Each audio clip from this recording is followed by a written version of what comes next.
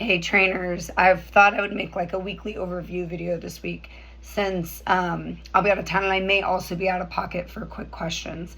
I tried to leave more trainer notes than I probably usually do, which was a good practice, and I probably should leave that many. But here's what the week looks like. On Monday, they're doing 20 minutes to establish their 1 rep max front squat, 1 rep max back squat. That if you honestly have a 1 rep max, you're not a newer athlete, you're probably not doing both in 20 minutes unless it's been a really great cycle for you and we're catching you on a really great day. So some of your more advanced athletes may choose to focus on one and then just set a heavy for the other, and that's fine too. Your newer athletes are probably going to PR both of them. You're probably going to have to reel them in as like how fast they go out for the next attempt or how big of jumps that they take. I put a suggested build up in there, and you could do that on the whiteboard. The one that I put, or come up with your own. It doesn't matter. But really try to guide them through what that 20 minutes should look like, especially if they're a newer athlete. So that is Monday. And it's the only thing on Monday. So get them flexy, get them primed, get them ready. Have some weight on the bar when you start the clock for the 20 minutes. Cool. Tuesday, every 4 minutes for 4 rounds, 400 meter round, 20 pull-ups. This should take 3 minutes, giving them 1 minute of rest. Now, if in round 3 and 4, they're cutting it a little bit closer, okay, but definitely round 1 and 2, they should have a minute of rest. Score is the slowest time. So in that, we could scale. First thing I would scale is just the reps. Do we bring down the meters of the run? Do we bring down the number of pull-ups? The second thing would probably be the skill of the pull-ups, trying to keep it to an overhead hanging something would be cool. But if it's ring rows, it's ring rows. Then before you do that, though, I want you to test a strict pull-up. So just as part of your warm-up, do like max effort strict pull-ups and take a poll. Be like, before we do this, for anybody, if you get one strict pull-up, is that a PR for you? And have them tell you, and take a picture, take a video. If they do it, make a big deal out of it, because that was the end of the strict pull-up cycle. And then for the focus afterwards will be kind of like a celebratory end of the odd object cycle, and it's an odd object relay. It's similar to, I posted a video here, they did like a demo workout at an L1, but similar to a CrossFit Games workout. Basically, you're moving 700 pounds of odd objects down and back 50 meters. So down and back long ways is about 150 feet, which would be about 50 meters. If you wanted to have them go like out the garage door and back for 50 meters, they could. But in my mind, we can keep these odd objects in front of the ball wall, and they'll be out of the way, and they can stay staged pretty much for the whole day. So odd objects, I put some ideas in there, like the rogue boxes weigh 50 pounds. Benches weigh about 40 pounds. And you can kind of like set this up, put a whiteboard in front of things about how much they weigh. They can work with a partner, or they could go alone, but they have 10 minutes to try to get 700 pounds down and back. They can stick with the same thing the whole time. So like I could be really boring and grab a 100-pound sandbag, carry it down and back 7 times, and I moved 700 pounds of odd objects down and back. But where is the fun in that?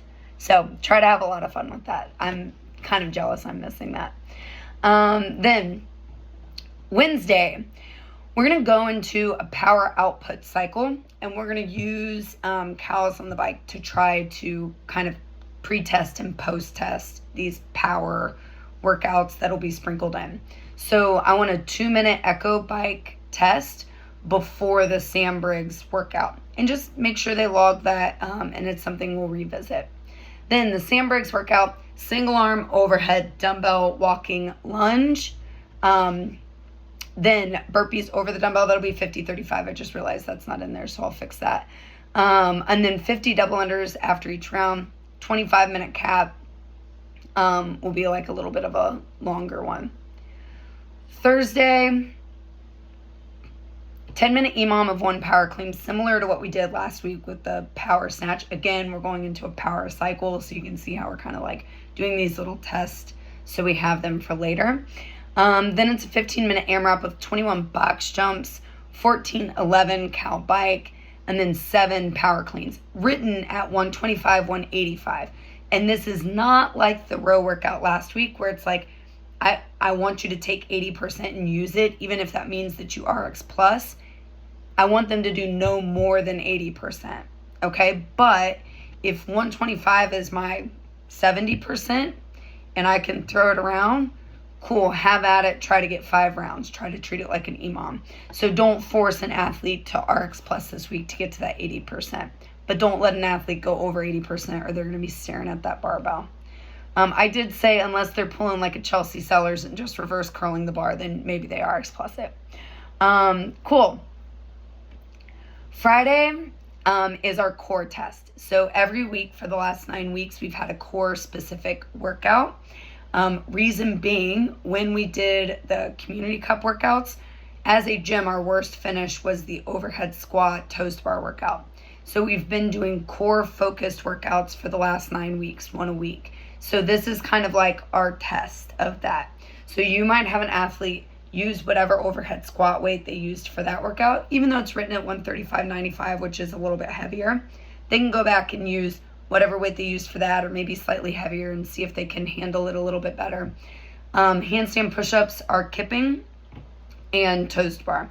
So 18-minute cap on this. It's just a little test of core stability and did we get stronger in our core. It's not a one-to-one test, but hopefully they can look back at that workout and be like, oh, okay. And then there's a Tabata of holds, hollow hold, plank hold, top of the ring, support hold, and an active hang on the bar. Saturday is going to be so fun. This is what I'm pretty sure I'm coaching all weekend. It's the run, row, run that they're doing at the games. So they can go with a partner or alone. If they come to comp class, because the way comp class is structured, they're going to have a 60-minute cap. So I think that they can tackle the 4-mile run, 3K row, 2-mile run as written for the games. However, if they come to community, they don't start warming up until 9 o'clock. So they're going to have to do a reduced variation to get out of there by 10. So for community, I wrote it as a 3-mile run, 2K row, 1-mile run with a 45-minute cap. So if somebody comes at 9 and they feel like super gung-ho about doing the full variation, use your best judgment, like let them tackle it. But if you think about a 60-minute cap, you have 6 miles of running. They've got to be running at least 8-minute miles. So that's just some quick math, let alone the 3,000 meter row. If I'm holding, let's call it a 2:30 pace, that's taking me 15 minutes. So I can't be holding a 2:30 pace and finish this. So just giving athletes that breakdown a little bit might help them be like, oh yeah, okay. I need to scale this, or I need to do this with a partner. If they do it with a partner, what I would do is have them trade 400s in the parking lot. Maybe Lance can come up with a cool 4-mile route, but I was just going to use the 2-mile route, which is out to Memorial, out to the end of the sidewalk and back is roughly 2 miles. So you can have them go out to Memorial and back 2 times for the 4 miles and have them do it once for the 2 miles. For the 3-mile run, you can just use the 1-mile route and have them run it 3 times. But again, like, I know that the bike trail, like if you go down by the Y, when you get to the neighborhood, it's like Old Farm Road or something like that. That's probably totally wrong, but like you get to a stop sign and you can cross or you can turn left into the neighborhood. If you turn left into the neighborhood, you only have to go about another 50 meters and you've hit a mile. So that's kind of like a random, I wish I knew the address of the mailbox that I stopped at, but that's kind of a random number. But have some fun with that. If you're coaching Saturday and you can come up with some cool run routes, or you can reach out to Lance and come up with some cool ones. That might be fun too. But that'll be a fun one for them to test. And then the games athletes are doing that one on Friday. So you can even be like, hey, yesterday Tia Claire Toomey won this workout for the females. She also beat a bunch of the males, just predicting what's going to happen. And here was her time.